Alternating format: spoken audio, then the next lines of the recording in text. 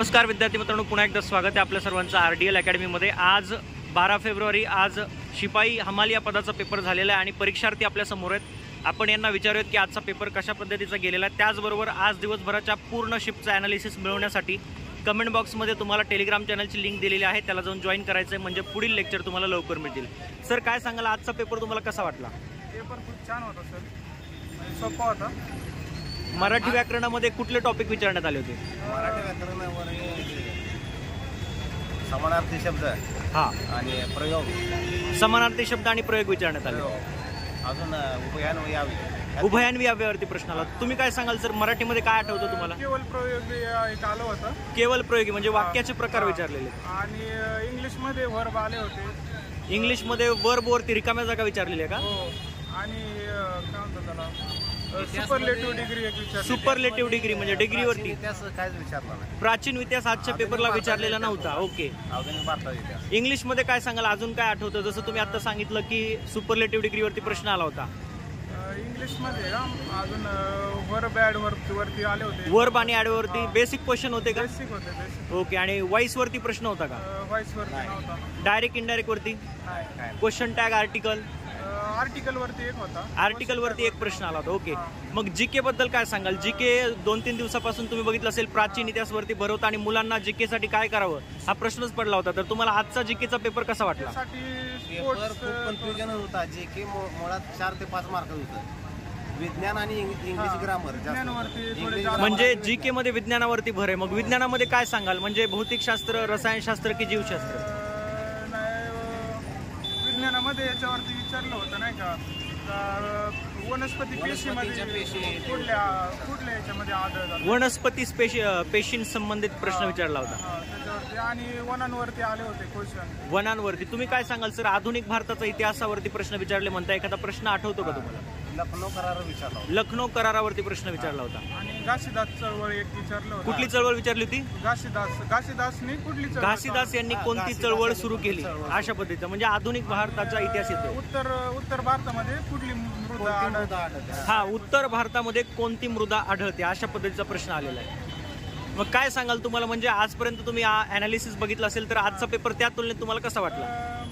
सोपा होता, म्हणजे एवढं नॉर्मल होता, मीडियम होता। पॅटर्न जरा जुना वापरलेला। ओके, चालेल।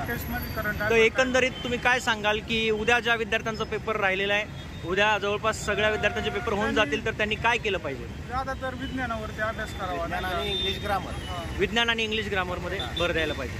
आणि जीके पाठीमागचं वाचलं पाहिजे, चळवळी वगैरेवरती प्रश्न येत आहेत। करंट अफेअरचे क्वेश्चन तुम्हाला किती आढळले? करंट अफेअरचे एक बी नव्हतं, फक्त सुधीर कर्माकरचं आलं होतं। सुधीर कर्माकर म्हणजे स्पोर्ट रिलेटेड जीके वरती, करंट अफेअर वरती एक प्रश्न आलेला, आणि सैन्य युद्धाभ्यास ह्याच्यावर एक होता। युद्ध अभ्यासावरती प्रश्न आला होता। आता रिसेंटचा विचारलं होतं की जुने विचारले होते? भारत आणि US मध्ये, भारत आणि अमेरिकामध्ये होणारा युद्ध अभ्यासाचं नाव विचारलं होतं। ओके, पुढील परीक्षार्थी आपल्या समोर आहेत, ते आपल्याला सांगतील आजचा शिपाई हमाल पदाचा पेपर त्यांना कसा गेला। काय सांगाल सर, कालपर्यंत तुम्ही युट्यूबवरती अनालिसिस पाहिलं असेल, तर कालच्या पर्यंत आलेल्या पॅटर्न मध्ये आणि आजच्या पॅटर्न मध्ये काही फरक वाटतोय का? नाही, तसा काही फरक, सगळं तेच आहे, कॉमनच आहे। ऋग्वेदावरती प्रश्न होता। ऋग्वेदावरती प्रश्न होता, काय विचारलं होतं तिथे? ऋग्वेदावरती प्रश्न होता, म्हणजे ऋग्वेदावरती प्रश्न आलेला, आठवतोय का प्रश्न? ऋग्वेद म्हणून असा प्रश्न होता। अच्छा, त्याच्यानंतर पंक्च्युएंटर होतं ग्रामरचं, इंग्लिश ग्रामर मध्ये पंक्च्युएशन वरती प्रश्न आले। फिल इन द ब्लँक्स होता, आर्टिकल्स होते, आर्टिकल आणि फिल इन द ब्लँक वरती इंग्लिश मध्ये प्रश्न आले। मराठीमध्ये समानार्थी शब्द होता। समानार्थीवर किती प्रश्न आले होते? एकच होता सर। अच्छा, अरिष्ट म्हणून होता, अरिष्टचा समानार्थी शब्द होता। ओके, अरिष्टचा समानार्थी म्हणजे नेत्यांविषयी किंवा जे महामानव वगैरे असतात त्याच्यावरती कुठलाही प्रश्न नव्हता, फक्त राजकारणाच्या संदर्भातला एकच होता, काँग्रेसचा आणि मुस्लिमचा करार कधी झाला लखनौमध्ये। अच्छा, लखनौ करार। हा, आणि बाकी मग जनरल नॉलेजच होतं। जनरल नॉलेज, विज्ञानवरती बरेच प्रश्न होते। 20 पैकी किती प्रश्न साधारणपणे विज्ञानवरती असतील? एक 4 ते 5 प्रश्न होते, आणि ते पण कन्फ्युजन होते, जरा कन्फ्युजन होते। अंमलावरती एक पण प्रश्न नव्हता, मला वाटलं अंमलावरती प्रश्न येईल, अंमलावरती प्रश्न नव्हता। मग विज्ञानमध्ये कशावरती फोकस केलं होतं? केमिस्ट्री, बायोलॉजीवरती? दोन्हीवरती कॉमन प्रश्न विचारण्यात आले। वनस्पतीच्या याच्यावरती प्रश्न होता। ओके, अजून इतिहासावरती पण होता। मराठीमध्ये काय सांगाल, कुठल्या टॉपिकवर जास्त व्याकरणाचे प्रश्न विचारले? मराठीमध्ये सेच समानार्थी प्रयोगावरती प्रश्न होता? होता. प्रयोगार्थी किती प्रश्न होते प्रयोगावरती? एक प्रश्न होता. अच्छा. त्याचबरोबर उद्देश विस्तार वगैरे विचारलं होतं कालच्या पेपरला, तसं काही आलं होतं का आज? विस्तारावरती एक प्रश्न होता. ओके. आणि इंग्लिशमध्ये काय सांगाल? इंग्लिशमध्ये fill in the blanks, articles. Active passive voice आलं होतं का? नव्हता आला. चालेल चालेल. जी के मध्ये करंट अफेअरचे किती क्वेश्चन बघायला मिळाले? करंट अफेअरचं एकच होता.